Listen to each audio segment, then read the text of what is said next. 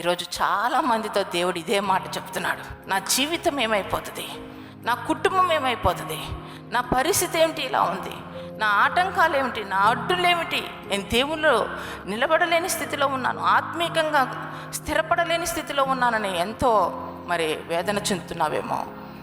దేవుడు చెప్తున్నటువంటి మాట ఏమిటంటే, భయపడవద్దు, ఏ విషయమై నువ్వు భయపడవద్దు. ఎక్కడున్నావు నువ్వు? శ్రేష్టమైన దేవుని సన్నిధిలో నువ్వు ఉన్నావు. దేవుని పాదాలకు నువ్వు పరిచర్య చేస్తూ ఉన్నావు. దేవుని మందిరంలో నువ్వు పరిచర్య చేస్తూ ఉన్నావు. దేవుడు అంటున్నాడు, నువ్వు భయపడవలసిన అవసరము లేదు. నువ్వు దేవుని పరిచర్య గురించి ఆలోచిస్తున్నావు కాబట్టి నీ గురించి దేవుడు ఆలోచిస్తూ ఉన్నాడని మర్చిపోవద్దు. దేవునికి మహిమ కలుగును గాక. తప్పక నీ గురించి నీ తల్లిదండ్రులు ఆలోచిస్తారో లేదో తెలీదు, నీ బంధువులు ఆలోచిస్తున్నారో లేదో తెలీదు, కానీ ఆయన తప్పకుండా నీ గురించి ఆలోచిస్తున్నాడు. నిన్ను అనేక ప్రజల మధ్య ఆశీర్వాదకరముగా దీవెనకరంగా నిలబెట్టాలని ఆయన గొప్ప తలంపులు కలిగి ఉన్నాడు.